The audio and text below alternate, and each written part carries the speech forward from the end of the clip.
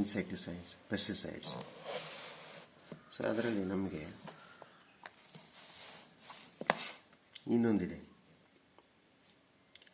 Lady bird Beetal ಅಂತ. Lady bird beetle and dragonflies are used to get rid of aphids and mosquitoes. For example, a microbial biocontrol agent, ಒಂದು microbial biocontrol agent ಇದೆ, ಅದಕ್ಕೆ ನಾವು Bacillus thuringiensis ಅಂತ ಹೇಳ್ತೀವಿ, BT ಅಂತ. It produce the BT toxin. So it is use to control butterfly caterpillars. Okay, these are available in sachets as dried spores. ಮಾರ್ಕೆಟಲ್ಲಿ dried spores ಆಗಿ ಸಿಗುತ್ತೆ. They are mixed with water and sprayed on the plants. ಸಾಮಾನ್ಯವಾಗಿ cotton ಪ್ಲ್ಯಾಂಟಿಗೆ ಉಪಯೋಗಿಸ್ತಾರೆ. Cotton ಪ್ಲ್ಯಾಂಟಿಗೆ ತುಂಬ ಪೆಸ್ಟ್ಗಳು ಜಾಸ್ತಿ ಇರ್ತವೆ. In the gut of the larvae, the toxin is released and the larvae gets killed. So the bacteria diseases will kill the caterpillars but leave other insects unharmed. ಆ caterpillar ಅಂತಂದರೆ ಆ ಕಂಬಳಿ ಹುಳನ ಮಾತ್ರ ಸಾಯಿಸ್ತವೆ, ಬೇರೆ ಯಾವ ಇನ್ಸೆಕ್ಟ್ಸ್ನು ಸಾಯಿಸಲ್ಲ ಅವು. Because of the development of methods of genetic engineering in the last decade, the scientists have introduced Bacillus thuringiensis toxin genes into plants. Such plants are resistant to attack by insect pests. BT cotton is one such example, which is being cultivated in some states of our country. Next, biological control being developed for the use of treatment of plant disease in fungus. Trichoderma. Trichoderma are the free living fungi. They are very common in root ecosystems. They are effective biocontrol agent against several pathogens. ಆ Trichoderma ಏನು ಮಾಡುತ್ತೆ, ಇನ್ನೊಂದು ಫಂಗಸ್ನ ತಿನ್ನಲಾಕುತ್ತೆ. ಹುಲಿ ಹೇಗೆ ಜಿಂಕೆ ಹಸು ತಿನ್ನುತ್ತೋ ಅದೇ ಥರ ಈ ಫಂಗಸ್ಸು ಇನ್ನೊಂದು ಫಂಗಸ್ನ ತಿನ್ನುತ್ತೆ. ಸೊ ಅಂಥ ಒಂದು ಫಂಗಸ್ನ ಉಪಯೋಗಿಸ್ಬಿಟ್ಟು ನಮಗೆ ತೊಂದರೆ ಕೊಡುವಂಥ ಫಂಗಸ್ನ ಮೇಲೆ ನಾವು ಅದನ್ನು ಸ್ಪ್ರೇ ಮಾಡಿದಾಗ, ಅದರ ಸ್ಪೋರ್ಸ್ ಬರ್ತದೆ, ಸ್ಪ್ರೇ ಮಾಡಿದಾಗ ಅದು ಅದ್ರ ಮೇಲೆ ಬೆಳ್ಕೊಂಡು ಅದನ್ನು ಸಾಯಿಸಾಕುತ್ತೆ. ಇನ್ನೊಂದು baculovirus are pathogens that attack insects and other arthropods. The majority of the baculovirus used as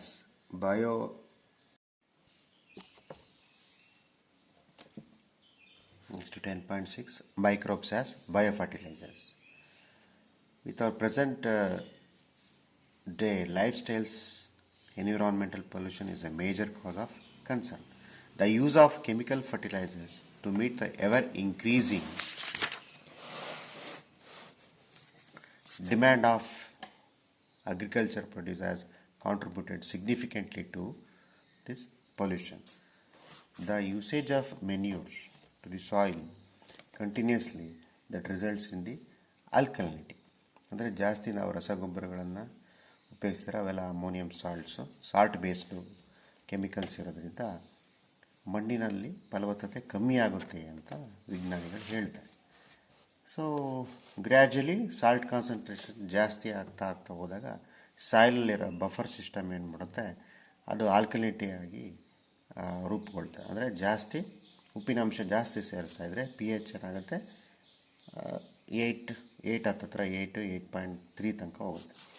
so pH, ಸಾಯಿಲಿನ pH 6.8 7.8 ಆ ರೇಂಜಲ್ಲಿ, ಅಂದರೆ ನಾರ್ಮಲ್ 7 ಆ ಆಸ್ಪಾಸ್ ಒಂದು pH ಆಚೆ ಈಚೆ ಇದ್ದರೆ ಮೋಸ್ಟ್ ಆಫ್ ದಿ ನ್ಯೂಟ್ರಿಯೆಂಟ್ಸ್ ಸಾಯಿಲ್ನಲ್ಲಿ ಇರೋವಂಥ ನ್ಯೂಟ್ರಿಯೆಂಟ್ಸ್ಗಳು ಪ್ಲ್ಯಾಂಟ್ ರೂಟ್ಸ್ ಮುಖಾಂತರ ಅಪ್ಟೇಕ್ ಆಗಲಿಕ್ಕೆ ಭಾಳಷ್ಟು ಅನುಕೂಲ ಆಗುತ್ತೆ. ಸೊ pH ಶಿಫ್ಟ್ ಆದಂಗೆ, ಸೊ ಅಸಿಡಿಕ್ ಆಗ್ತಾ ಬಂದಂಗೆ ಕೆಲವು ನ್ಯೂಟ್ರಿಯೆಂಟ್ಸ್ಗಳು ಪ್ಲ್ಯಾಂಟ್ಸಿಗೆ ಅವೈಲೇಬಲ್ ಆಗಲ್ಲ. ಬೇಸಿಸಿಟಿ ಹೋಗ್ತಾ ಹೋದಂಗೆ ಅಲ್ಲೂ ಸಹ ನ್ಯೂಟ್ರಿಯೆಂಟ್ಸು ಪ್ಲ್ಯಾಂಟ್ಸ್ಗಳಿಗೆ ಸಿಗೋದಿಲ್ಲ. ಹಾಗಾಗಿ ಭಾಳಷ್ಟು ಈಗೆಲ್ಲ ಪ್ರೆಷರ್ ಇರೋದ್ರಿಂದ ಏನಂತೆ ಆರ್ಗ್ಯಾನಿಕ್ ಫಾರ್ಮಿಂಗ್ ಶಿಫ್ಟ್ ಆಗಿದೆ. ಅಂದರೆ ಓವರ್ ಯೂಸೇಜ್ ಆಫ್ ಕೆಮಿಕಲ್ ಫರ್ಟಿಲೈಸರ್ಸ್ನ ಆದಷ್ಟು ಕಡಿಮೆ ಮಾಡ್ಕೊಳ್ಳೋದು. So bio fertilisers, biological organisms ಏನು ಅಂಥವನ್ನ ಉಪಯೋಗಿಸ್ಕೊಂಡ್ಬಿಟ್ಟು ಮಣ್ಣಿನ ಫಲವತ್ತತೆಯನ್ನು ಇನ್ಕ್ರೀಸ್ ಮಾಡುವಂಥ. ಫಾರ್ ಎಕ್ಸಾಂಪಲ್ ನಾವು ಕಲ್ತಿರೋ ಹಾಗೆ Rhizobium bacteria, it makes an symbiotic association with that of roots of leguminous plants. So ಅಲ್ಲಿ ನಮಗೆ ರೂಟ್ ನಾಡ್ಯೂಲ್ಸ್ಗಳು ಸಿಗುತ್ತೆ. ಆ ರೂಟ್ ನಾಡ್ಯೂಲ್ಸ್ಗಳು ಏನಂತ ಅದರೊಳಗೆ ನೈಟ್ರೋಜನ್ ಫಿಕ್ಸಿಂಗ್ ಆಗುತ್ತೆ. The main source of biofertilizers are bacteria, fungi and cyanobacteria ಅಂತ ಹೇಳ್ತಾರೆ. And then the bacteria fix atmospheric nitrogen into organic forms which is used by the plants as nutrients. Other bacteria can fix atmospheric nitrogen like azospirillum and azotobacter. So ನಾವೆಲ್ಲ nitrogen ಸೈಕಲ್ನ ನಾವು ನೆನ್ಪು ಮಾಡಿಕೊಂಡ್ರೆ nitrogen ಹೆಂಗೆ ಸೇರುತ್ತೆ.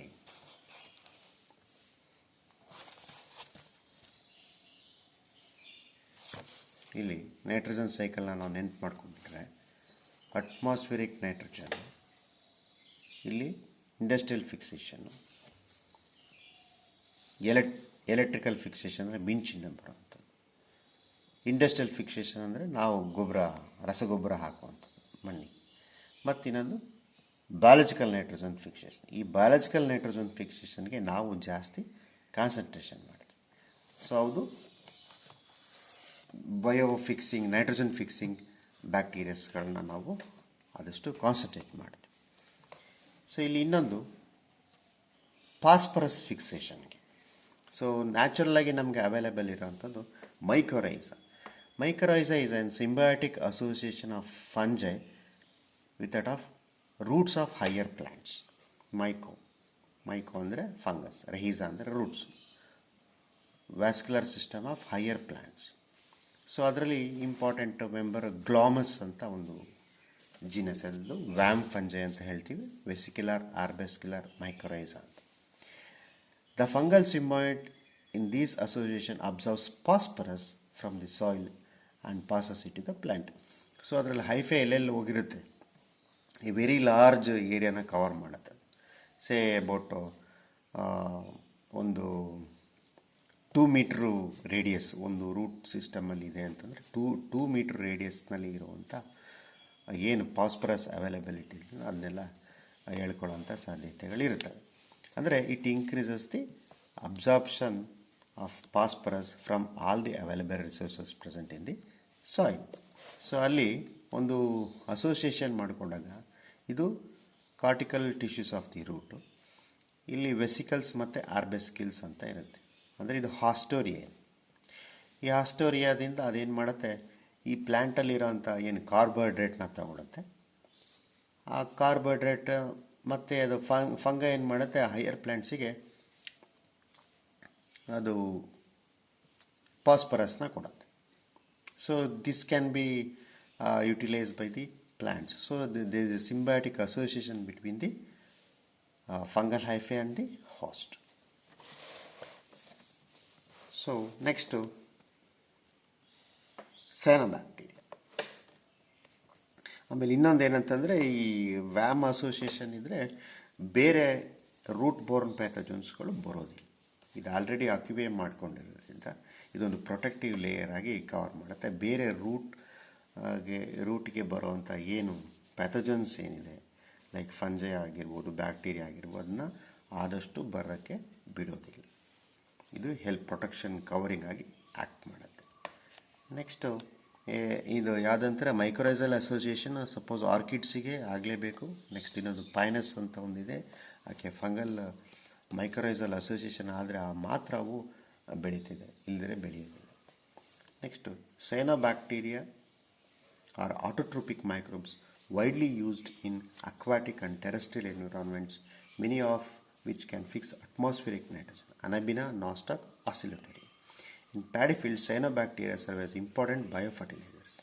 BGA, blue-green algae, also add organic matter to the soil and increases its fertility.